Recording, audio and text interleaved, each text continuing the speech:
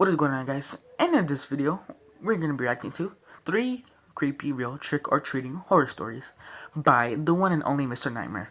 Now, before this video gets started, I just want to give a huge shout out to my friend Revice Yeti. This dude, please make videos. You're great. And without further ado, let's get right into this reaction in 3, 2, 1. Let me fix the volume first, because I always mess up. Yeah. 2016 edition.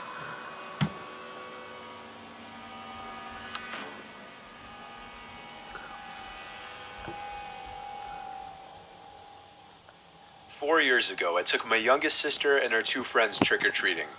I'm 18 now. I was obviously 14 during the time of this story, and my youngest sister was only 7 at the time, along with her 2 friends, who, of the 2, I'll only name one, Mary, for privacy reasons. I didn't have plans anyway, so I guess I was actually a bit happy that my parents made me walk with them. Plus, I low-key told my sister to fill an extra bag for me at each house. By now, we were more than a mile away from my house. The girls' bags were all pretty full now, and I was ordering them to start making their loop back in the direction of our house. The girls were approaching the front door of a corner house across the street from an old, closed-off community park. The house already stood out from the rest on the block in that there was a 3-foot wooden fence surrounding the perimeter, except for the walkway and driveway, and a bunch of overgrown trees and bushes on the front lawn, almost completely blocking the actual house from view. They tried looking for the doorbell, but then called back to me that there wasn't one. I answered back, telling them to just knock on the door. My sister pounded on the door in 3 different intervals. Yeah. Then I called for them to skip this house. As the 3 girls were walking down the stoop, the front door to the house creaked open, and somebody could just barely be seen poking their head out from behind the door, which was open just a crack. The girls walked back up the stoop and simultaneously yelled. Why would you do that? Okay, you're 7 years old. You should know that if a door creaks open, like, hey, how you doing? No, if your door creaks open, you know that's bad. Don't.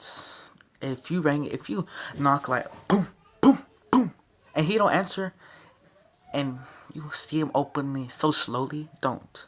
He don't have no candy. All he's got is a bunch of toys. If you know what I'm saying. Just don't do it. Trick or treat. From the sidewalk, all I could see was an arm reach out from around the door, and then the person's pointer finger lifting up as if to say 1 second. The arm kind of creepily pulled back into the house. My view of it not seeing a body made the situation really eerie. The door closed, and for what felt like 20 seconds, they just... That door, it jump scared me. stood there on the stoop. I was about to ask them what was going on, but once again, the front door to the house cracked open. Once again, just an arm came into view for me. This time, I could see him waving the girls to come into the house with his hand. My sister and her 2 friends were actually making their way into the house before even looking back at me for approval. At this point, the feeling in my stomach told me something wasn't right here, and I yelled to the girls to come back. The really disturbing part was as soon as I yelled this, the person shut the front door, almost slamming it in their faces. The 3 girls came back over to me. I told them that was enough trick-or-treating for the night. I nudged them to continue walking forward, keeping my eyes on the house. Barely through the overgrown bushes in front of the house, I saw the blinds to one of the front windows rustling around, and an older man sitting by the window. We continued walking home now. The girls told me the man initially said, 1 second while I go get the candy, and then shut the door. When he came back out, he whispered to come inside to get the candy. I was considering calling the cops and reporting this guy, but I wanted to get home and see what my parents had to say first. We were probably halfway down the block when I turned around and saw a person standing by the corner of the block right where the house was. We made it back to our house where I told my parents. They called my sister's friend's parents, and when they got there, we all had a long conversation about it. We then all drove over to the house in separate cars, with my mom talking with the 911 operator in the car. When we got to the house, we learned before the cops even arrived by a neighbor that the house had been vacant for months. Mary's dad was the quickest one to realize what was actually going on here. A sexual predator, or maybe even worse, was hiding in the house for Halloween, waiting to lure unsuspecting kids into the house to snatch them. And what scares me the most to this day was that my sister and her friends were about to enter that house before I told them not to. Halloween can be a very dangerous holiday. If you're gonna trick or treat, stay cautious. Don't just stay with an adult. No teenagers. Stay with an adult. Bang.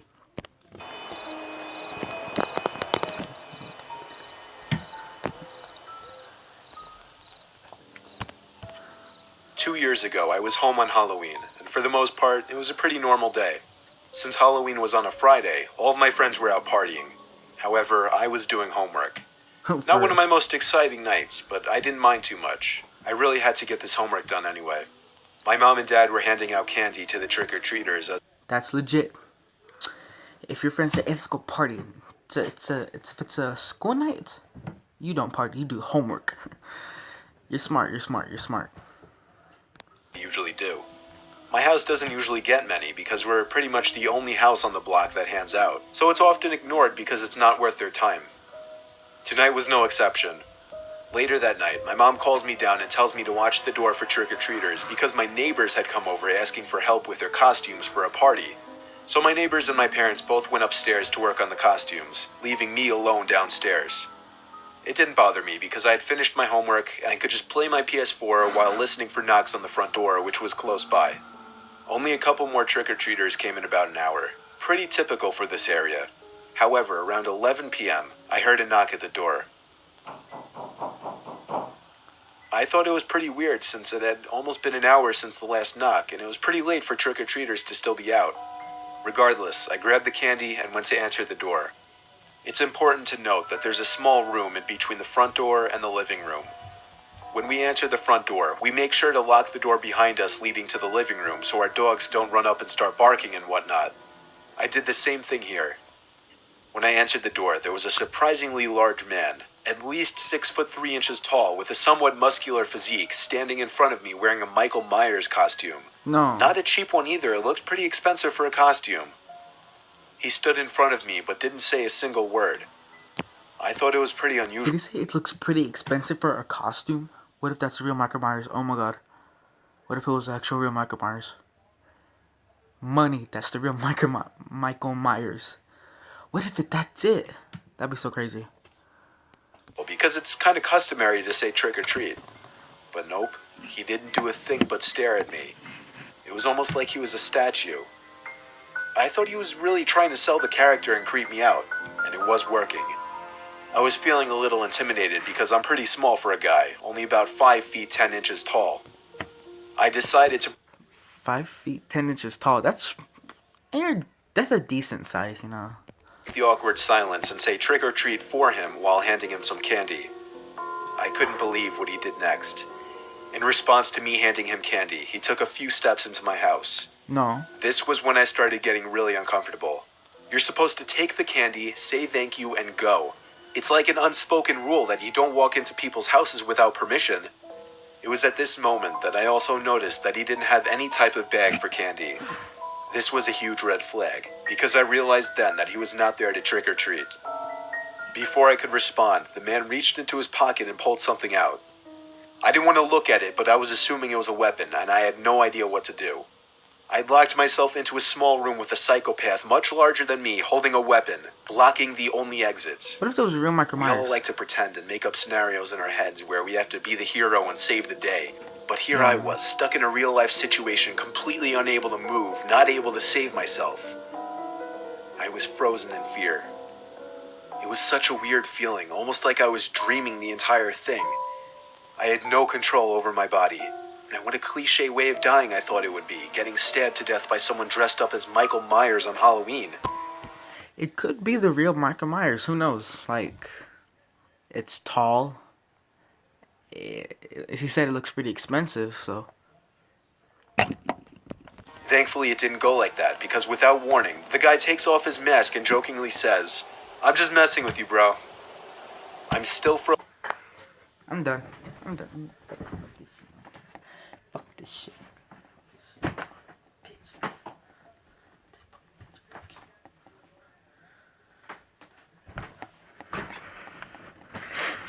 Who does that to another human being? Who dresses up as Michael Myers, gets a knife, and just jokes with you? I could have killed you. I would kill you, knowing you're not something that's gonna hurt me.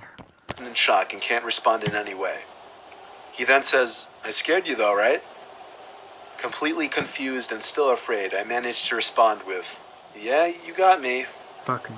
He put the knife back in his pocket, which gave me a huge sign of relief, and said, "I didn't really come here to trick-or-treat, but can I have that candy anyway? I'm really hungry." I didn't hesitate to give him the candy because he creeped me out, and he still did have a knife. He then goes on to mention how he just left his friend's Halloween party and he saw my lights on and decided to prank me. It was obvious that he was drunk and high and thought knocking on someone's house pretending to be Michael Myers qualifies as a good prank. Is that a dude? That's a legit guy. Guys, look at the house. It's a guy figure. It's a silhouette of a man. Look at that. Huh. He mentions how he owns a tattoo place about an hour away from here, and even says that I'm pretty chill and that we should hang out sometime. He tells me to put his name and number in my phone so we could chill soon.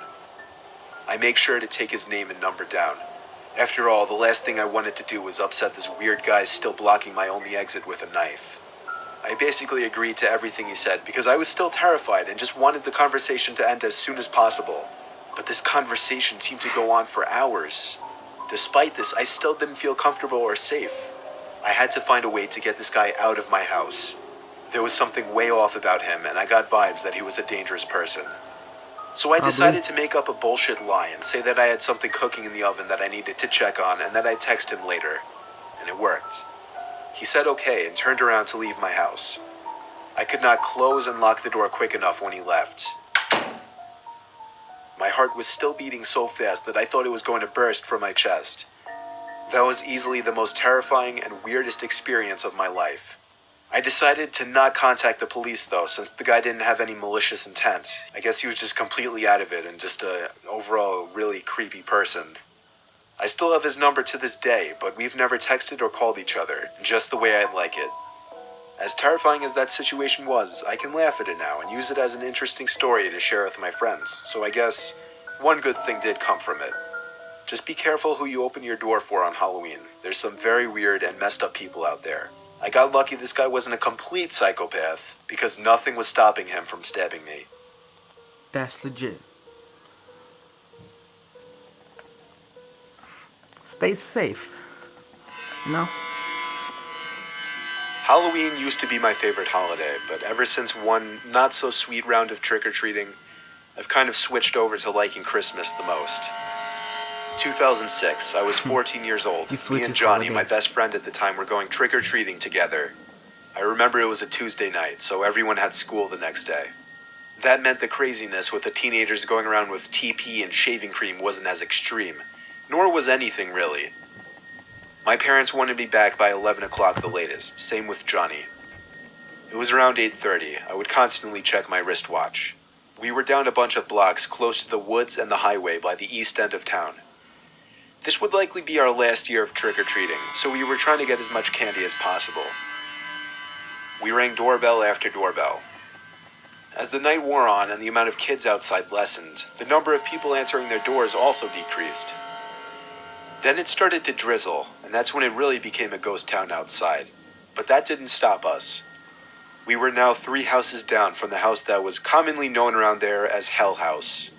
It was nicknamed this because of the alleged murder that happened inside decades ago, plus the fact that the house looked like it was built over 100 years ago and stuck out. If there was a story of someone getting killed in a house, you stay away, even though you think it's fake. The other house is 2 miles away.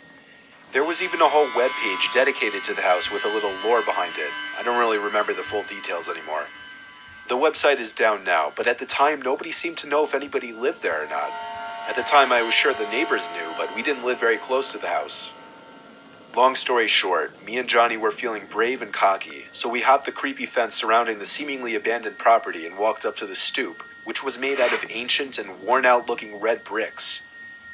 We knocked on the door a few times since there was no doorbell.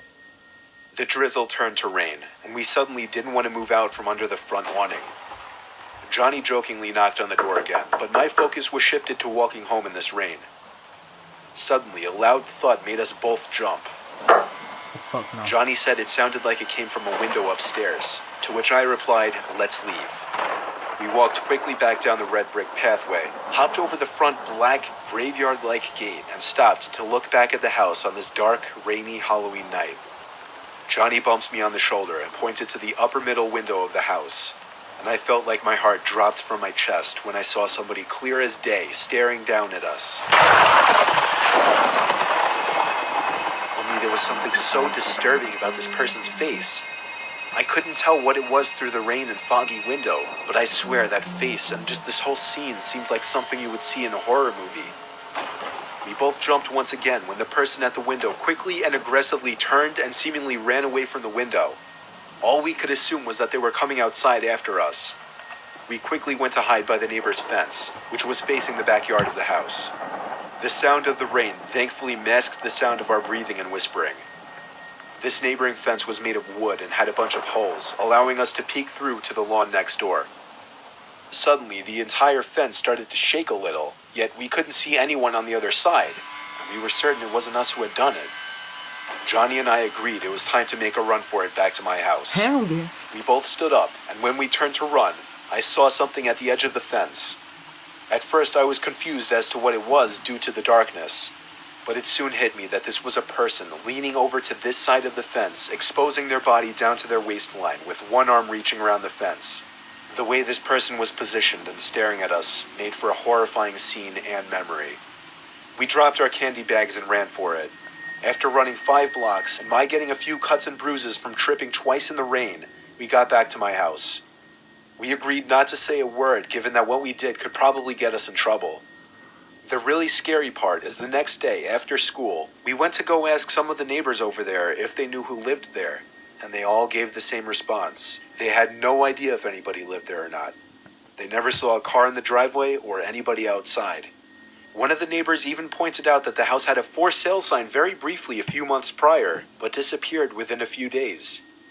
We told all of the neighbors our story, and they were all very disturbed by the news. I moved out of that neighborhood in 2007 the next year, and I've never had to worry about the story behind that house or who was living there since. All I know is something strange was going on inside of that house, and I kind of wish I found out what. Damn. Ooh. Well, that's gonna be the end of the video. Hope you guys enjoyed. Please like, subscribe, favorite, share with your dog, your cat, your mom's dog, your neighbor's cats, friends. And I'll see you. Jesus Christ, I can't even speak words. That last part, oh my god. And I'll see you in the next video. Oh god. Also, stay safe.